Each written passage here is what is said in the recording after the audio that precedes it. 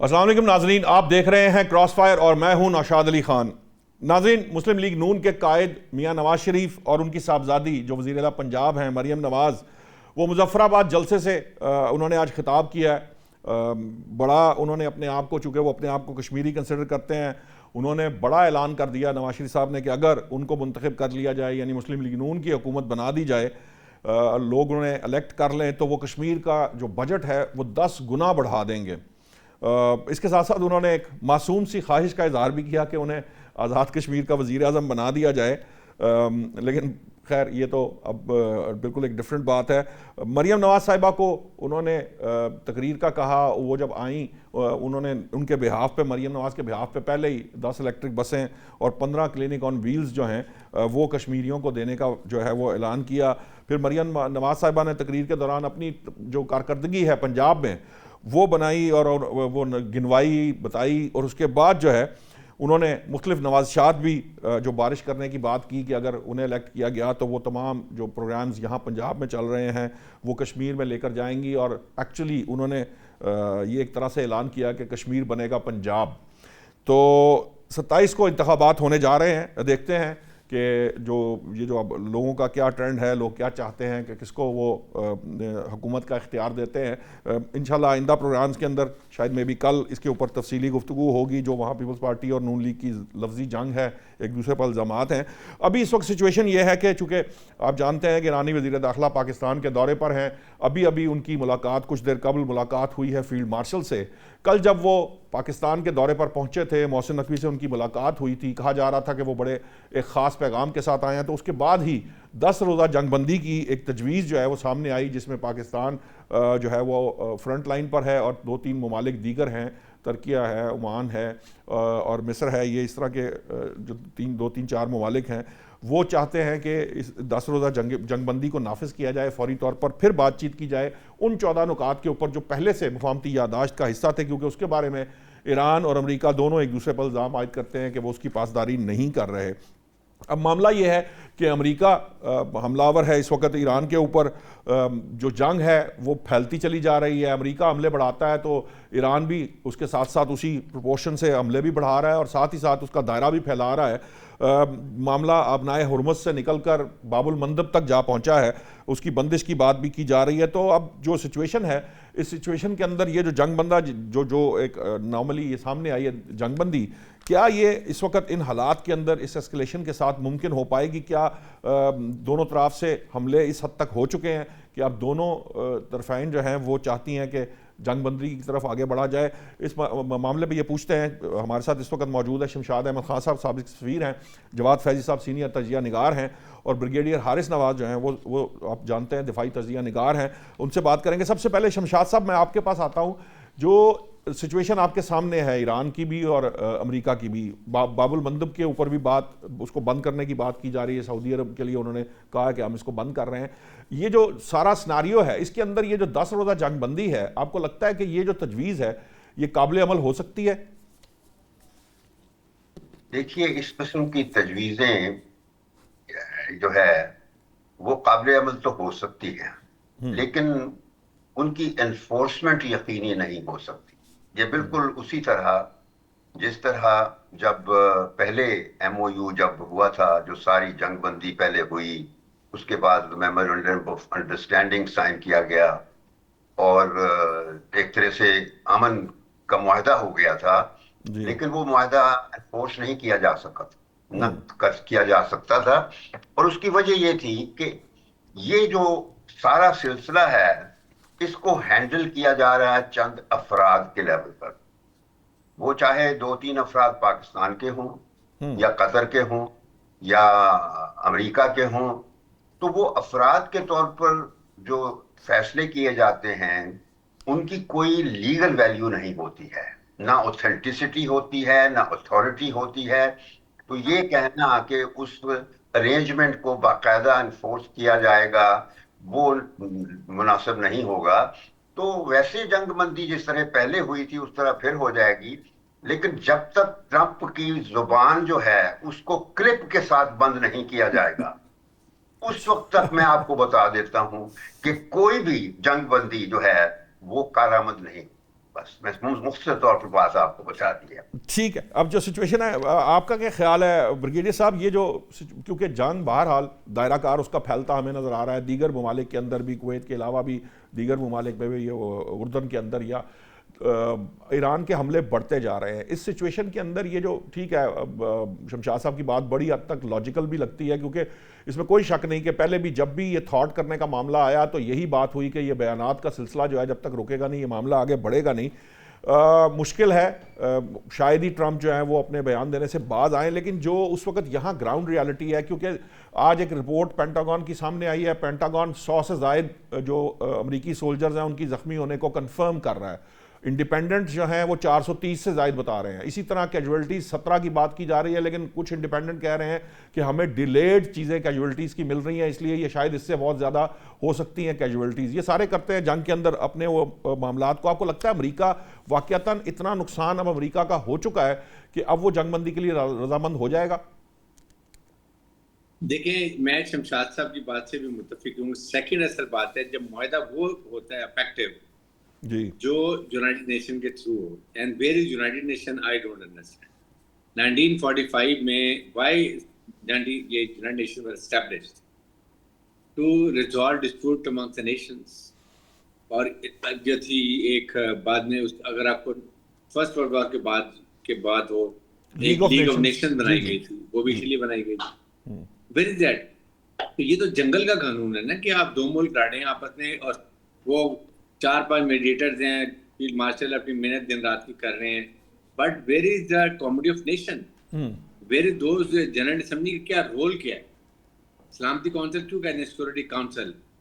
کہ to ensure security of the nation and to resolve the dispute among nations. تو مجھے حیرانی یہ ہے کہ اتنا بالکل ریڈنڈنٹ ہو گئی, تو اس کو ختم کر دیں. آج کوئی اور دوسرے چھوٹے ممالک ہوں تو دیکھیں سلامتی کونسل کیسے افیکٹو ہوگی, سینکشن بھی لگا دے گی, ہر چیزیں کر دی جائیں گی.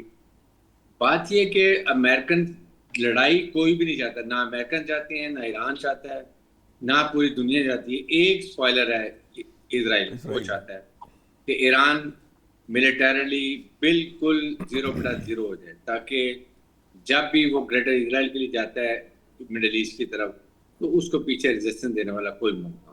That is what that game plan جو فیل ہو گیا تھا پہلے جب اکارڈ کیا اسلام آباد اکارڈ, اسی لیے اس نے کر کے جو بھی ہے. پھر ایران کی بھی غلطی ہے. دیکھیں آپ نے ایک چیز پر کر لیے, آپ کے معاہدہ اکارڈ ہو گیا ہے, آپ کے 3 ٹیکنیکل ٹیم بن گئی ہیں, مذاکرات ہونے والے ہیں, اور آپ سعودی عرب کا قطر کے جاسوسی پاتے ہیں, چاہے غلط لین میں ہیں, آپ ان کو تباہ سفارتی سطح پہ اس کو اٹھا لیتے ہیں, کیونکہ وہ سارا ایم او یو تو 14 نکات کہتے ہیں کہ وہ ایکچولی تو ایران کی ہی فیور میں تھے زیادہ تر. تو پھر نہیں, اٹ از ٹوٹلی ایران کی فیور میں ہے. اٹ از اونلی 1 پوائنٹ امریکہ کا ہے کہ ڈی نیوکلرائز ایران, وہ اس کے لیے بھی نیٹی گریٹی بعد میں ورک آؤٹ ہونی ہے. تو آپ نے کیوں پرووکیشن کی اس کا؟ وہ ان کو اتنی امریکہ میں کرٹیسزم تھا, اسرائیل نے جان بھی کھائی ہوئی تھی, ہر ایک کہہ رہا تھی واٹ ہیو یو ڈن, آپ نے کیا اکارڈ کیا, کیا موضوع سائن کیا, what have you gain, why did you go to Iran, could you achieve the objective 0/0. تو اس لیے اس کو موقع دے دیا آپ نے. وہ اب آپ کو ڈیگریڈ کر رہے ملیٹریلی, کوشش کر رہے جتنے جلدی کر لے اور کر لے, نقصان کر لے. الٹیمیٹلی تو آئے گا اس کے اوپر بات کے اوپر, بیکاز اس کو بھی دنیا کا پریشر ہے. کیا خلیجی ممالک بیٹھے ہوئے ہیں رو پیٹ رہے امریکہ کے, خدا کے لیے اسٹاپ اٹ, ہماری اکانومی تباہ کر دی آپ نے, ہمارا نہ آئل جا رہا ہے نہ گیس جا رہی ہے, ایران کا ادھر سے چائنا نہیں لے رہا ہے, وینزویلا کا ویسے ختم ہو گیا, ادھر سے بھی ختم ہو گیا. تو دنیا لڑائی نہیں چاہتی ہے. اور ابھی جو 60 دن میں اتنا اکنامک لاس ہوا ہے, انرجی لاس ہوا ہے, فوڈ سیکورٹی لاس ہوا ہے, world can not afford any 50-60 days مور وار. اس لیے اٹ ہیز ٹو سالو. میرے خیال میں یہ 10 دن 1-2 دن میں 10 دن کی جو ہے نا چیز پر یہ دوبارہ انفورس امید ہے کہ ہو جانی چاہیے. ٹھیک ہے, اور جو ہی ہوگی ساتھ اسٹریٹ آف ہرموز بھی کھل جائے گا, اور تاکہ ایک نارمل اسٹارٹ ہو. پھر امیڈیٹلی ایران کو چاہیے کریٹ کنڈیوسیو انوائرمنٹ, ڈونٹ اپنے IRGC کو تھوڑا سا کنٹرول کر لو تاکہ اپنا فائدہ اٹھائیں, اس کے بعد ختم کریں اس کو. ٹھیک ہے, میں یہ پوائنٹ یہاں سے شمشاد صاحب کے پاس جاؤں گا, لیکن میں پہلے ایک چیز چاہ رہا ہوں کہ فیضی صاحب آپ اسلام آباد میں موجود ہیں, وزیر داخلہ اس وقت اسلام آباد میں ہیں. یہ 10 روزہ جو جنگ بندی کی بات کی جا رہی ہے, اس کے علاوہ کیا ڈسکشن ہے وہاں پر اسلام آباد کے اندر؟ آپ فیلڈ مارشل سے بھی ملاقات ہوئی ہے ایرانی وزیر داخلہ کی، کچھ اور فردر جو باتیں ہوئی ہوں گی یقیناً کوئی آپ کے پاس اطلاعات ہوں؟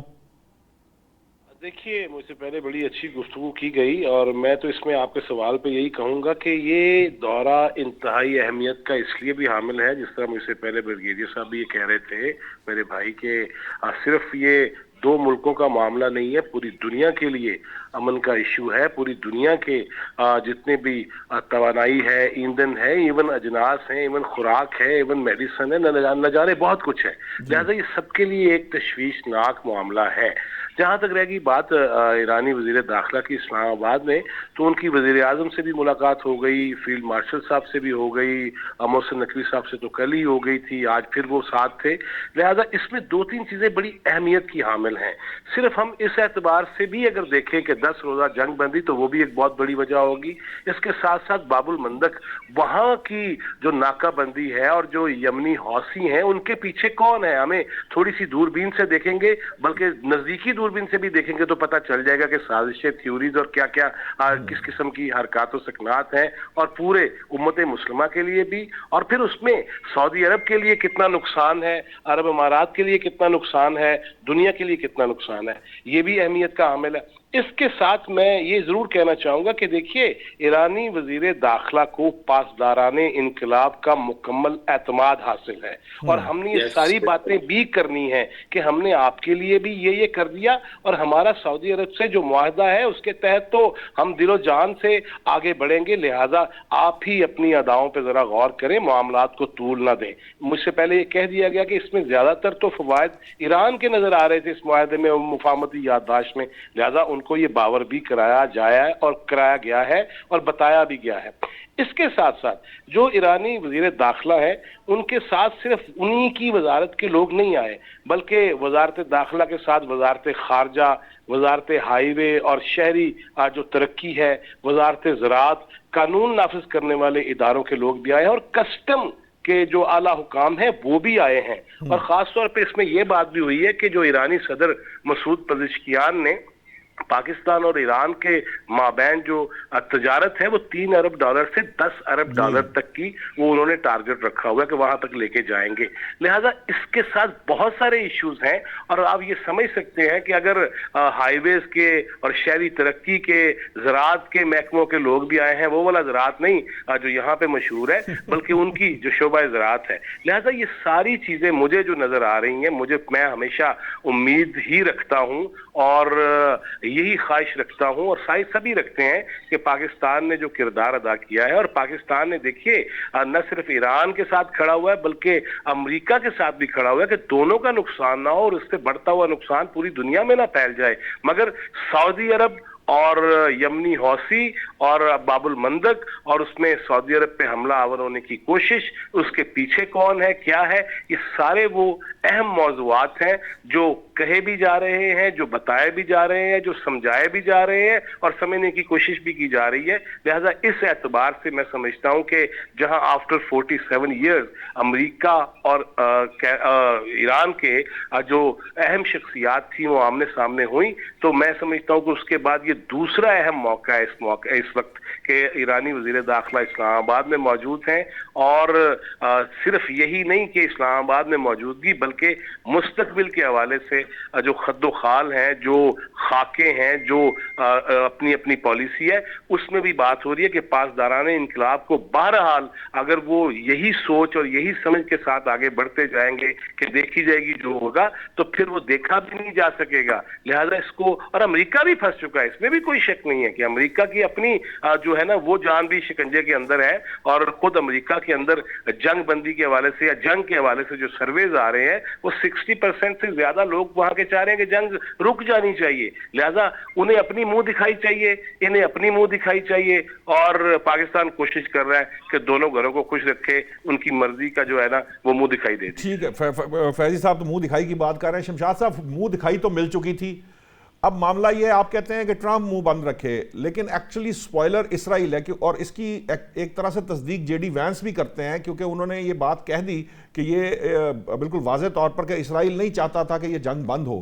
اب معاملہ یہ ہے کہ اگر فرض کیجئے کہ 10 روزہ جنگ بندی کا معاملہ طے ہو بھی جائے تو پھر اسرائیل کی گارنٹی تو کوئی نہیں دے سکتا. اور اسرائیل جو کچھ سازشیں جس طرح سے کرتا ہے, ابھی فیضی صاحب نے باب المندب کی بات کی ہے, وہاں اسرائیل کے علاوہ بھی کریکٹرز ہیں, کیونکہ ہمیں پتہ ہے حوثی باغیوں کے اوپر سعودی عرب اور UAE کے کیا معاملات ہیں, دیگر ممالک کے کیا معاملات ہیں.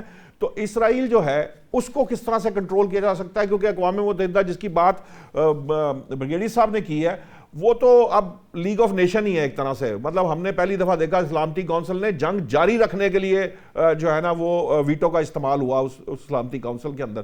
تو اس سے تو کوئی ایکسپیکٹیشن نہیں ہے, تو ادروائز پھر کیسے سارٹ آؤٹ ہوگا یہ مسئلہ؟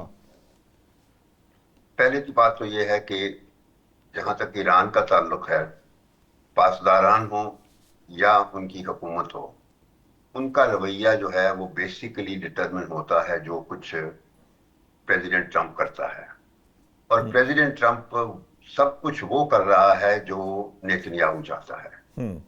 اور مجبوری یہاں پر یہ آ گئی ہے کہ Trump is the product of Epstein, جو تھا نا سسٹم پروسیس جو ہے اس کی پروڈکٹ ہے. اور نیتن یاہو نوز ویری ویل کہ وہ اس کو حد تک لے جا سکتا ہے بیکاز ٹرمپ اس کی مٹھی میں ہے.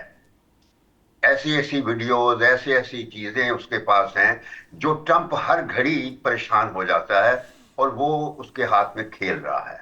تو اس وجہ سے یہ سوچنا کہ نیتن یاہو ایزیلی یہاں پر امن آنے دے گا تو میرے خیال میں یہ غلط بات ہوگی.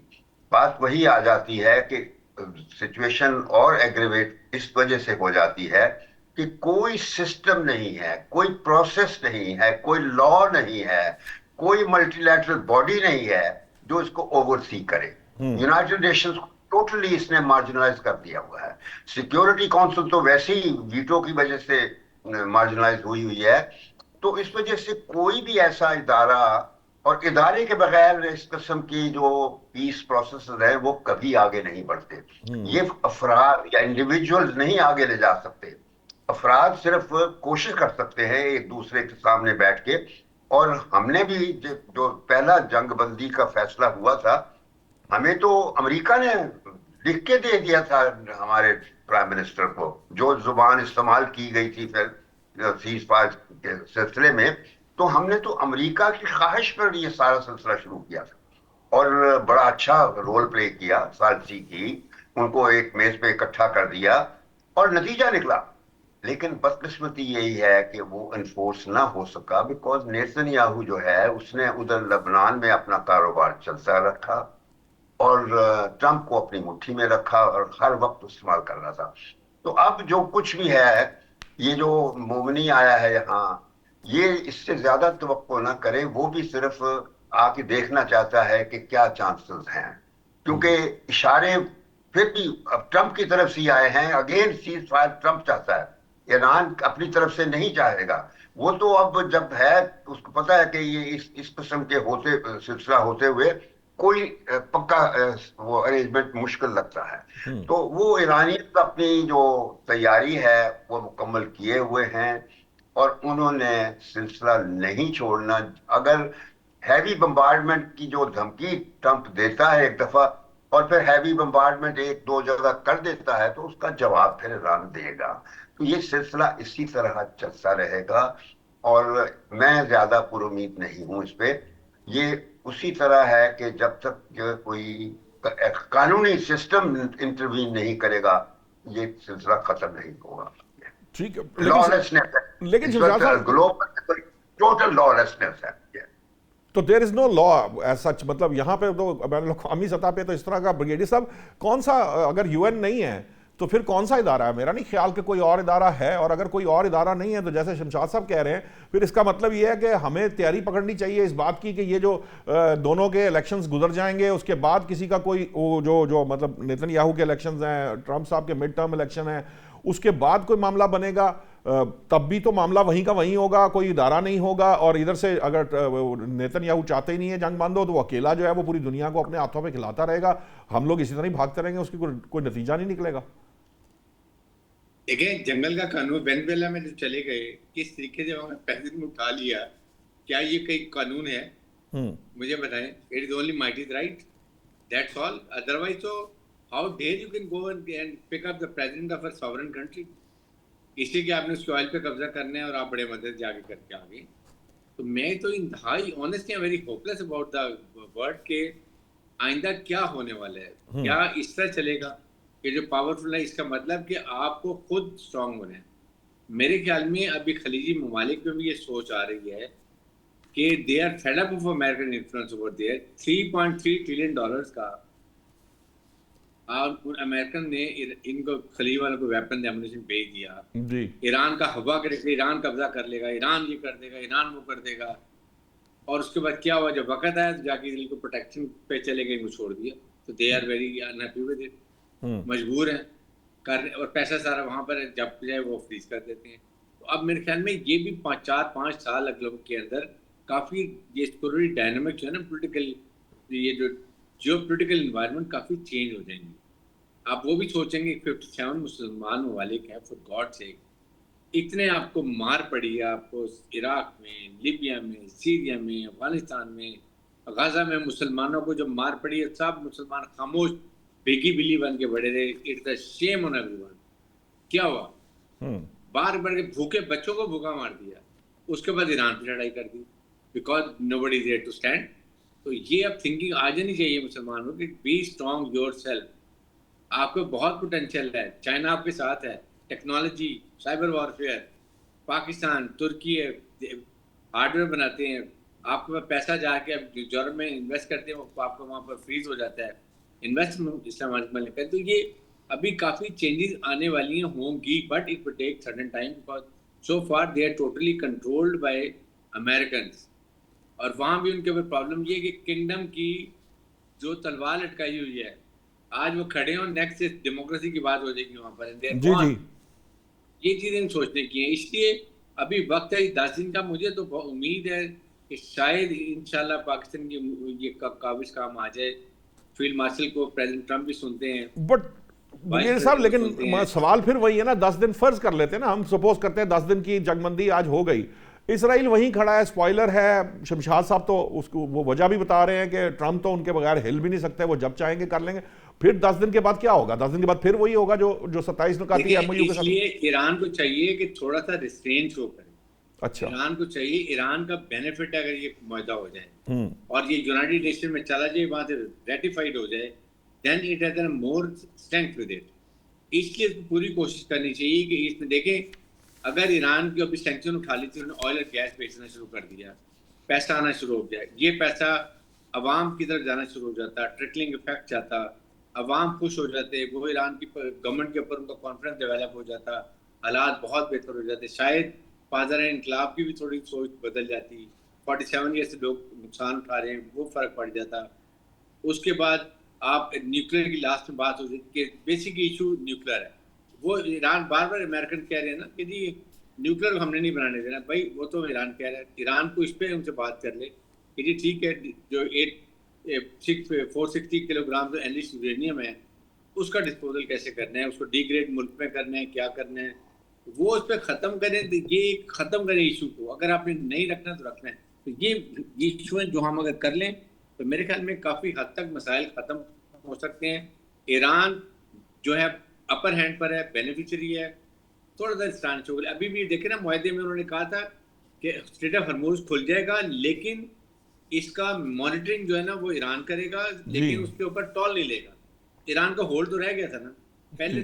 آپ کو اس کے علاوہ آپ کو آئل بیچنے کی اجازت ملی تھی، آپ بہت پیسہ کما سکتے تھے. اسی پہ تو وہ کہہ رہا تھا کہ وہ اس دوسری سائڈ کے اوپر، یمن والی سائڈ پہ وہ کوریڈور بنا رہے تھے کہ ان کیس کل کو ہرمز بند ہو تو وہاں سے نکالا جائے، جس کے اوپر اس نے اٹیک کیا تھا ٹینکرز کے اوپر، کہ یہ علیحدہ سے کوریڈور بن رہا ہے. فیضی صاحب، یہ جو معاملہ ہے، ایران کا ہاتھ اوپر ہے، یہ بات درست ہے. ایران فاتح ہے، یہ بات بھی ہم سنتے ہیں، لیکن ایران فاتح ہے اور فاتح ہونے کے ساتھ وہاں کی جو قیادت ہے وہ اس بردباری کا مظاہرہ کر سکتی ہے جس کی بات بریگیڈیئر صاحب کر رہے ہیں، یا جس کی ضرورت ہے اس وقت، کیونکہ آپ بڑے جسے کہہ لیجئے کہ فیوچر کے جو ویژن کے ساتھ چل رہے ہوں، آنے والے وقت، آنے والی نسلوں کو سوچ رہے ہوں، تو پھر آپ کچھ کمپرومائز کرتے ہیں، آپ کچھ چیزوں کے اوپر تھوڑا احتیاط کرتے ہیں، کیونکہ آپ کا سٹیک کے پرسپیکٹو میں دیکھ رہے ہوتے ہیں.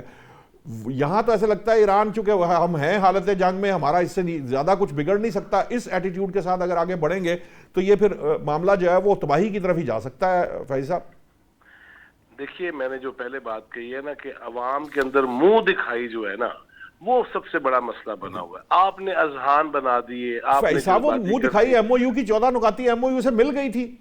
تو میں وہی کہہ رہا ہوں نا کہ اس کی شاید وہ فارسی کے اندر اس طرح سے وہ ٹرانسلیشن اور انٹرپریٹیشن نہیں ہو پا رہی ان سے, اور وہاں کے جو جذبات زیادہ ہیں, جس طرح میں نے پہلے ہی عرض کیا کہ صرف یہی چیزیں سامنے رکھیں گے تو یہ تباہی پھیلتی چلی جائے گی, مسائل بڑھتے چلے جائیں گے. آپ نے بالکل درست کہا کہ دیکھیے انہیں یہ بھی, میں نے کل بھی ایک جگہ پہ یہ کہا تھا پروگرام میں اور آج بھی میں دہرا دیتا ہوں کہ ایران کو یہ بھی ذہن میں رکھنا چاہیے کہ اس کی کسی بھی ایسی سخت رویے کی وجہ سے, سخت گیری کی وجہ سے, یا اگر وہ ون ون پوزیشن میں بھی آ گیا معاہدے کی صورت میں, اس کے باوجود اگر وہ اس طرح شدتیں اختیار کرے گا تو اس کو یہ ذہن میں رکھنا چاہیے کہ ہم نے اس کے لیے بہت آگے جا کے کام کیا. نو فلائی زونز کے اندر ہم نے سفر کیے, فیلڈ مارشل وہاں پہنچے, ہمارے پرائم منسٹر جو ہیں وہ کئی ملکوں میں گئے جب پوری دنیا کے جو ہے وہ جہاز اڑان بھرنے سے انکاری تھے یا روک دیے گئے تھے. لہذا اس ساری سچویشن کے اندر ایران کو یہ بھی ذہن میں رکھنا چاہیے کہ اس کی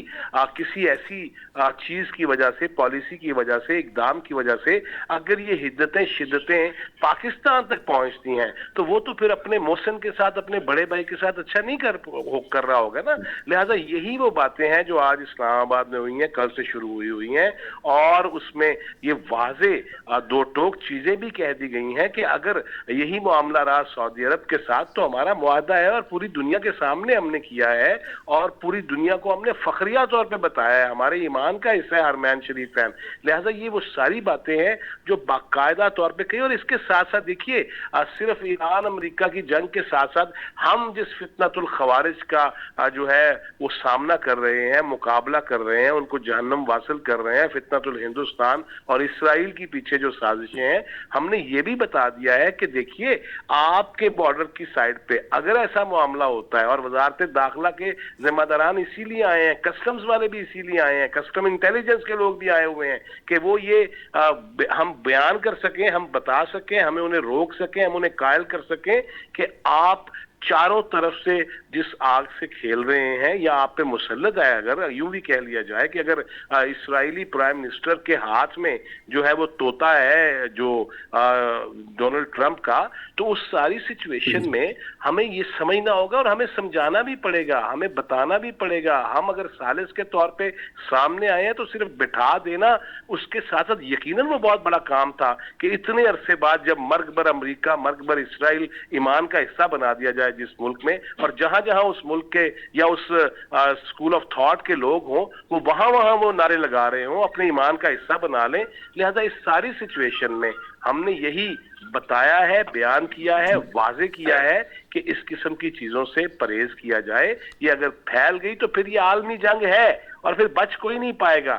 جیسے میں نے پہلے عرض کیا کہ اگر شہری ترقی اور شاہراہات کے حوالے سے, ہائی ویز کے حوالے سے اس محکمے کے اس منسٹری کے لوگ بھی آئے ہوئے ہیں تو یہ سوچ بھی بہرحال موجود ہے کہ اگر یہ سلسلہ رکتا ہے تو آگے کیسے بڑھنا ہے, آباد کاری کیسے کرنی ہے, ری بلڈ کیسے کرنا ہے, ری ڈیزائن ہوگا ایران. اور یہ کہہ دینا کہ ویکھی جائے گی جو ہوئے گا, نہیں, ایران کو اس چیز کا خیال رکھنا چاہیے کہ ویکھی جائے گی اپنے حوالے سے نہیں, اس کی وجہ سے دیگر جو ممالک ہیں, قریبی جو ممالک ہیں اس کے لیے آگے بڑھ رہے ہیں, ان کو نقصان نہیں ہونا چاہیے. تو میرا خیال ہے یہ ساری باتیں ہو رہی ہیں, مگر مجھے جو دھچکا اور دھڑکا ہے نا وہ یہ ہے کہ اگر سعودی عرب والا معاملہ, حوثیوں والا معاملہ مزید آگے بڑھا دیا جاتا ہے, وہ اسرائیل ہو یا دیگر ممالک ہوں جس کا میں نام نہیں لینا چاہتا, آئینی طور پہ پابند ہوں میں کہ میں نام نہ لوں اپنے دوست ممالک کا, لہذا اس ساری صورتحال میں یہ معاملہ بہت آگے بڑھ سکتا ہے. اور اس سے باز رہنا ایران کی بھی ذمہ داری ہے اور دیگر ممالک کی بھی, جو اسلامی ممالک ہیں ان کی بھی ذمہ داری ہے.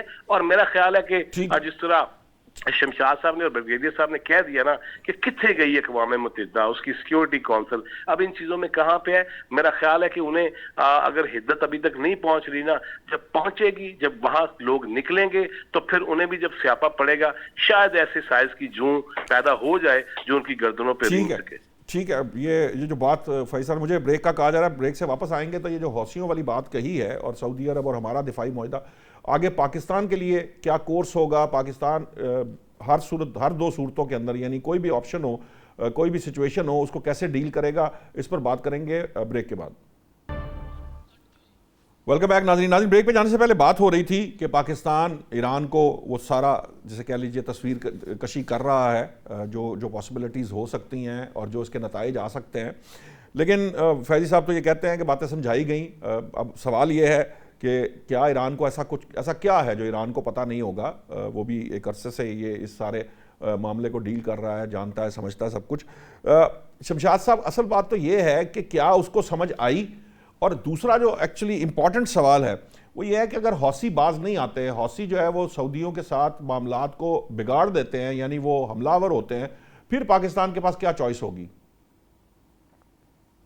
دیکھیں نوشاد, ہم جس طرح گفتگو کر رہے ہیں اس سے ہم کوئی مسئلے کو پرماننٹ سولوشن کی کانٹیکسٹ میں سمجھنے کی کوشش نہیں ہو رہی.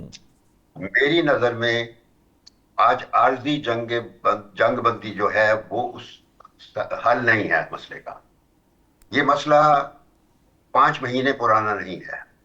یہ مسئلہ 1945 سے نہیں شروع ہوا, یہ 1917 سے شروع ہوا ہے. اور اس کے جو عواملات ہیں وہ اتنے گہرے رہے ہیں کہ اس مسئلے کی شروع سے لے کر جب سے سلطنت عثمانیہ ختم ہوئی ہے اور یہ جو عرب بدو تھے یہ عرب اقوام بنا دیا گیا, خلیج کی ریاستیں بن گئیں, تو اس قسم کے چیزیں ہوتی رہیں. اس کے بعد حالات اتنے بدل گئے ہیں کہ اب کوئی پرماننٹ سولوشن ہی اس مسئلے کو ایڈریس کر سکتا ہے. اور میں آپ کو سچ بتا رہا ہوں, یعنی میں کوئی پھاڑ نہیں مار رہا, میں چونکہ میری عمر گزری ہے ڈپلومیسی میں, جب سے میں 40 سال 50 سال میں نے گزارے ہیں ان مسئلے, کشمیر کا مسئلہ ہے اور فلسطین کا مسئلہ, ان کو ڈیل کرتے ہوئے. تو فلسطین کا مسئلہ جو ہے اس کے حل کی ایک بہترین کوشش, بہت اعلیٰ کوشش بالآخر کراؤن پرنس عبداللہ نے مارچ 2002 میں بیروت میں کی تھی. بیروت میں ایک عرب سمٹ بلائی گئی تھی اور وہاں یہی سوچا گیا تھا کہ اب اس وقت یہ ہو رہا تھا کہ مسلمان ممالک جو تھے وہ اسرائیل کو ریکگنائز کرتے جا رہے تھے اور اسرائیل جو ہے وہ مضبوط ہوتا جا رہا تھا. تو حالانکہ عربوں نے بہت جنگیں لڑی ہیں, میں بتا دوں نا ٹو نیم سم کہ 1949 میں جب اسرائیل کی ریاست یونائٹڈ نیشنز میں امپوز کی گئی تھی تو اس وقت عربوں نے جنگ شروع کی تھی اور اس جنگ کا نتیجہ یہ تھا کہ اسرائیل کا جتنا علاقہ تھا اس سے دگنا اسرائیل نے مزید فتح کر لیا تھا اس 1949 میں. اس کے بعد 1951 میں جنگ آتی ہے اور پھر وہ 1956 میں ایران اپنا فرانس اور برطانیہ تھے وہ ناصر کے وقت جنگیں لڑتے رہے. پھر 67 کی جنگ آ جاتی ہے, پھر 73, پھر کیمپ ڈیوڈ, پھر اوسلو اکارڈ. یہ ساری ڈیولپمنٹس ہمیں توجہ دلاتی ہیں کہ اس مسئلے کا ایک پرماننٹ سولوشن چاہیے اور اس کی کوشش کی گئی تھی. ایک تو یونائٹڈ نیشنز کی ریزولوشنز ہیں, ایک تو 242 اور 338, یہ 2 ریزولوشنز ہیں سیکورٹی کونسل کے. لیکن اصل مسئلہ جو حل جو تھا وہ کراؤن پرنس عبداللہ بیروت انیشیٹو میں ہے. اس میں یہ ہے کہ سارے ممالک جس میں عرب ممالک ہیں they will recognize Israel, but Israel will have to go back to its 1967 borders. یعنی جتنے اس نے illegally occupy کیے ہیں ٹیریٹریز ان کو چھوڑنا ہوگا. اچھا, وہ کر کے پھر یہ ہے کہ وہاں پہ ایک فلسطینی ریاست قائم کرنی ہے غزہ میں اور ویسٹ بینک میں, اور ایسٹ جیروسلم اس کا دارالخلافہ ہوگا. یہ بھی بنیادی جزو ہے اور ہماری بھی کانسیپٹ جو ہے, میں آپ کو بتاؤں واحد ایشو ہے یہ فلسطین کا جس کا ذکر ہمارے کانسٹیٹیوشن میں ہے. آرٹیکل 40 میں یہ بتا دیا گیا ہے کہ ہماری سولیڈیرٹی فلسطین ایشو کے ساتھ ہے اور جس میں فلسطین کی ریاست کا قیام ہے. تو اس وجہ سے ہمارے لیے بھی کوئی بھی حل ایسا نہیں قابل قبول ہوگا جس میں ہم یہ جس طرح یہ جو ہے نا اپنا ابراہیم اکارڈ کے ذریعے سے ٹرمپ ہم سے ریکگنیشنیں کروا رہا تھا, وہ ایشو نہیں چلے گا. وہ تو ٹرمپ کی کھلواڑ ہیں, جوئے باز ہے, وہ ریزورٹ پیدا کرتا ہے تاکہ کسینو بنا سکے. تو اصل جو مسئلے کا حل ہے وہ پاکستان ہی رول ادا کر سکتا ہے. یہ میں بریگیڈیئر حارث نے بات کی تھی میں کہ پوٹینشیل, میں کہتا ہوں the only country which can play that role is Pakistan. اور آج تک ہم اسی مقصد کے لیے ہماری فورن پالیسی کا کانسٹنٹ رہا کہ ہم نے اپنے آپ کو کسی مڈل ایسٹ کانفلکٹ میں انوالو نہیں اگری، کیا. میں آپ سے اگری کرتا ہوں، لیکن مائی پوائنٹ از پریکٹیکلی آج پریکٹیکلی کیا یہ ممکن ہے کہ اسرائیل جو ہے وہ اپنے آپ کو 67 کے بارڈر تک واپس سمیٹ لے؟ I don't think so کہ یہ پاسبلٹی بن سکتی ہے. نہیں سنیے 2000 میں سن 2000 میں پریزیڈنٹ مشرف کو لے کے گیا تھا ہوانہ. ہم گئے تھے اور راستے میں نے مشرف سے یہ کہا تھا، ایک پیپر دیا بنا کے 1 پیج کا، کہ وہاں یاسر عرفات ہوگا اور اس سے ہم یہ بات کریں گے کہ ہمیں وہاں پہ ایک ویسٹ بینک میں ٹریڈ کا آفس کھلوا دیا جائے پاکستان کا. ہم ریکگنائز نہیں کر، اس وقت عرب ریاستیں ریکگنائز کر رہی تھیں، تو میں نے کہا ہم ریکگنائز نہیں کریں گے مگر ہم ایک ٹریڈ آفس کھولیں گے اور یاسر عرفات سے بات کریں. تو Musharraf fully agreed with me and he raised the question حوانہ میں. یاسر عرفات نے بات سننے کے بعد وہ بچوں کی طرح رونا شروع کر دیا کہ تم لوگ بھی چھوڑ گئے تو میں تو بالکل ختم ہو جاؤں. تو یہ مسئلہ، میرا ارادہ یہ تھا کہ ہم ایک دفعہ فزیکل جب موجودگی ہوگی تو ہم فلسطینیوں کو لک آفٹر بھی کریں گے اور ہمارے تعلقات اسرائیل کے ساتھ ایسے ہو جائیں گے جس سے ہم نیگوشیشن کا ایک پروسیس شروع کریں گے جس میں لین دین کا کاروبار ہوتا ہے، ملاپ ہو کے کیسے ہم کو ایگزسٹ کر سکتے ہیں مسلم ورلڈ اور اسرائیل. اسرائیل ایک ریالٹی ہے تو پاکستان کو بھی ایکسیپٹ کرنی ہوگی مگر اس شرط پہ جب ہماری کنڈیشن پوری ہو جائیں گی. اور وہ وہی ہیں کہ جو کہ مڈل ایسٹ کا انیشیٹو کراؤن پرنس عبداللہ نے بیروت میں 2002 میں، وہ پڑھ لیجیے آپ، اس میں یہ حل پورا موجود ہے. وہ اب بھی پالیسی تقریباً وہی ہے شمشاد صاحب، ہماری گائیڈ لائن وہی ہے. کرنا ہے، بات یہی ہے. ابھی بھی ہمیں ہمارے رابطے ہیں اسرائیل سے، تو ہم اس کے کسی طریقے سے اس طرف جائیں تاکہ پرماننٹ حل کریں، بجائے یہ ادھر ادھر پھر کے عارضی جنگ بندیوں کے پیچھے پڑے وقت ضائع کر رہے ہیں. اب وقت آ گیا ہے کہ ہم پرماننٹ جو اس کا سولوشن ہے اس کی تلاش. ٹھیک ہے، سوال میرا بگیڑی صاحب کچھ اور تھا، لیکن شمشاد صاحب نے ڈیبیٹ اس طرف لے گئے ہیں کہ پاکستان وہ کردار ادا کر سکتا ہے. سو میری پریفرنس اب یہی رہے گی کہ یہ جو پاکستان کے بارے میں شمشاد صاحب کہہ رہے ہیں وہ رول ایکچولی ادا کر سکتا ہے جو مسئلہ فلسطین کو حل کر سکتا ہے. آپ اس سے اگری کرتے ہیں؟ کیونکہ چیزیں بہت سی بدل بھی گئی ہیں پچھلے 26 سالوں میں، چیزیں بدلی بھی ہیں. پلس یہ ہے کہ پاکستان آپ جانتے ہیں ایک طرف ہمارے فتنہ الخوارج ہے، ایک طرف فتنہ الہندوستان ہے. ہم ایران کو بڑی مشکل سے چاہتے ہیں کہ وہ والا بارڈر ہمارا پرسکون رہے، نہ مشرق ٹھیک ہے نہ مغرب ٹھیک ہے، اکانومی کی پوزیشن کیا ہے، پھر ہمیں اپنے سٹیکس. اس سارے سیناریوں میں آپ کو لگتا ہے پاکستان اس لیول کی لیڈ لے سکتا ہے کہ وہ جو ہے وہ اس کام میں کود پڑے کہ وہ اب اسرائیل کے ساتھ معاملات کو طے کرے اور چیزوں کو بہتر کر سکے؟ دیکھیں اس میں بات یہ کہ ایک نیشنل کنسنسس کی ضرورت ہے. آپ کو پتہ ہے یہاں پہ کیا ہوگا آپ کے پولیٹیکل پارٹیز میں. سیکنڈ یہ کہ دیکھیں کراؤن پرنس جو ہے محمد بن سلمان، انہوں نے بڑی کلیئر بات کی ہے کہ we are also ready to recognise Israel اگر 2 نیشن اسٹیٹس 1967 کے جتنے کیپچرڈ ایریا میں واپس اور Jerusalem is going to be دارالخلافہ. پاکستان کا ایگزیکٹلی یہ اسٹانس ہے. اگر پاکستان اور سعودی عرب دونوں مل کے اس کو ڈیل لیں تو then it will more important اور مور پورٹنٹ. یہ ایک وے ہوگا کہ ہم مجھ سے بات کریں. And we have to talk to Americans. Americans سے ہم بات کریں. Americans it will donate to Israeli government, but the problem is Israel has a greater design. جو گریٹر اسرائیل میں دیکھیں وہ کہاں سے کہاں تک ایریا لے کے جا رہا ہے، وہ تو سعودی عرب کو بھی شامل کر لیتا ہے کافی حد تک. دیکھیں وہ اسی تو ایران کو نیوٹرلائز کرنا ہے. Why they want to attack Iran? They want Iran militarily to be 0/0 militarily. تاکہ جب وہ گریٹر اسرائیل کے لیے جاتا ہے وہاں پر مڈل ایسٹ کے اندر تو پیچھے اس کو کوئی تھریٹ نہ ہو ایران کا اور نہ اس کی پراکسیز کا، لائک حزب اللہ، دین حماس، دین ہوتیز، آل گون. وہ بڑے آرام سے چلا جائے. نمبر 2، فیلڈ مارشل نے بہت اچھا ایران کو سمجھایا، اپنی مالک کو سمجھایا کہ دیکھو ڈونٹ، یہ امریکہ اور اسرائیل چاہ رہے ہیں کہ آپ آپس میں لڑ پڑیں، سیکٹیرین کلیش کر لیں. وہ انہوں نے بتایا ڈونٹ گو فار اٹ. اگر آپ سیلف ڈسٹرائے کریں گے پھر میدان خالی ہے. یہ آئل فیلڈ، گیس فیلڈ، سو سب ختم، ڈیزرٹ بن جائے گا، اسرائیل پھر آگے بیٹھ جائے گا.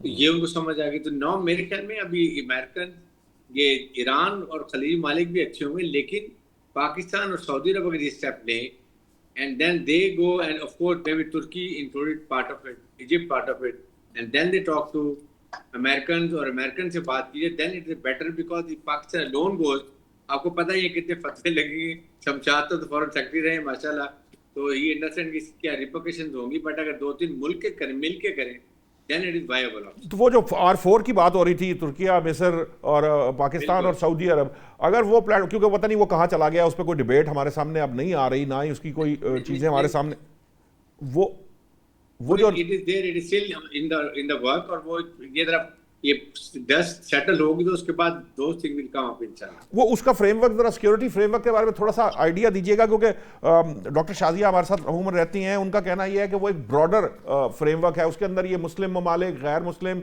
और ये इस पर्सपेक्टिव में नहीं है, ये इस पर्सपेक्टिव में है कि कौन सी ताकतें मुजतमे हो के एक ऐसी ताकत को जन्म दे सकती हैं जो इस काबिल हो कि उसकी तरफ कोई मैली आंख से ना देखे. आपको लगता है कि ये जो फिनोमेना है, क्योंकि उसके अंदर और भी बहुत सारे ममालिक दाखिल होना चाहते हैं, कुवैत भी अब दफाई मुआहदे की बातें भी हमारे यहाँ पे चल रही हैं, दीगर ममालिक, कतर है और ममालिक हैं, वो शामिल होना चाहते हैं, लेकिन ये जो रीजनल 4 है, आपको लगता है कि अगर हम रीजनल 4 बनाने में कामयाब हो जाएं तो जो शमशाद साहब ने बात कही है कि, और आपका भी ये ख्याल है, क्या उसको अमली जामा फिर पहनाया जा सकता है, मुमकिन हो सकता है? Then yes, then it is possible. अगर तुर्की, इजिप्ट, सऊदी अरब और पाकिस्तान, बाकी चले बाद में कोई आता नहीं आता, they are the more prominent influence and militarily strong country. ये अगर बैठ के आपस में मुआहदा भी कर लेते हैं, ये क्वाड कोई मुआहदा कर लेते हैं, और उसके बाद then they start talking to American and European unions, और वहाँ जाके बात की जाती है, तो may be that is very effective, और उससे पाकिस्तान का role can be leading role. Yes, I agree, जैसे शमशाद साहब कह रहे हैं, ये साथ तुर्कियों को शामिल कर ली, अरब में हो तो सऊदी अरब कैन कम, फिर ये joint action can be useful. But अगर आई थिंक पाकिस्तान अकेला करेगा तो मे बी इसकी अपनी रिपोर्केशन, आपको पता है मौलाना आजाद जी हमारे मुल्क में क्या से क्या उसको बना के रख देंगे, उसके खिलाफ क्या बातें शुरू हो जाएंगी, तो ये कॉन्टेस्ट अगर करें तो इस चाहते इट विल बेटर ऑप्शन. और इसमें एक मैं जी इंटरफेयर कर रहा हूँ, जी प्लीज, कि खलीज की रियासतें भी शामिल की जाएं, ईरान भी शामिल किया जाए. ये जब लार्जर बॉडी होगी तो वो सिर्फ इस किस्म का अरेंजमेंट मुमकिन हो जाएगा कि फिर इसराइल को भी कॉन्फिडेंस होगा, और हम लोग फिर ईरान को साथ मिलाकर खलीज की रियासतें और दूसरी इस्लामी रियासतें, फिर इसराइल के साथ बड़ी कॉन्फिडेंस से बातचीत हो सकती है, और अमेरिका के साथ भी बड़े खुले मुकालमा हो सकता है कि ये इसराइल के बेहतरी के लिए सारा अरेंजमेंट होगा, एक परमानेंट सोल्यूशन हो जाए. लेकिन शमशाद साहब, वो उसकी जो एक्सपेंशनिज्म का कॉन्सेप्ट है, ग्रेटर इसराइल का कॉन्सेप्ट है, उसको कैसे इस सारे मामले के अंदर टैकल किया जा सकता है? खत्म हो जाएगा वो, इट विल बी इरोडेड. मैं कहता हूं खत्म हो जाएगा, वो खत्म हो जाएगा. लेकिन हमने ये लार्जर एक अरेंजमेंट फ्रेमवर्क बना दिया सिक्योरिटी का, क्योंकि ये सब रियासतें जो होंगी, they will be entering into a treaty of commitment to ensure their collective security. सबकी सिक्योरिटी होगी, और ये जो बॉडी होगी ट्रीटी के तहत, वो लड़ाइयां लड़ने के लिए नहीं होगी, वो प्रिवेंट करने होगी, जंगें प्रिवेंट. तो बस ये तरीका होगा, और इस तरह हम फिर इसराइल को साथ लेकर बात करके ये एक पीस, लार्जर पीस की तरफ जा सकते हैं. ठीक है. ये फैजी साहब, ये जो सॉरी, आप ब्रिगेडियर साहब कुछ कह रहे थे?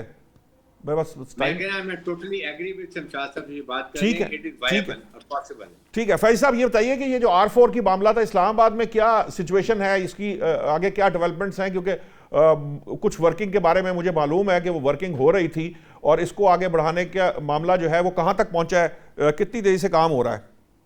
देखिए, शमशाद साहब ने और ब्रिगेडियर साहब ने कमाल खूबसूरत गुफ्तगू की है, और दो भाईजानों के बाद तो मेरा बनता नहीं है इस टॉपिक पे आऊँ, लेकिन हाँ, इस्लामाबाद की जहाँ तक आप बात कर रहे हैं वो ये है कि देखिए, ये जो मुआहदा हुआ था, मुफाहमती याददाश्त पे दस्तखत हुए थे, सालिस के तौर पे हमारे दस्तखत मौजूद हैं, ये उसमें 60 दिन लिखा हुआ है.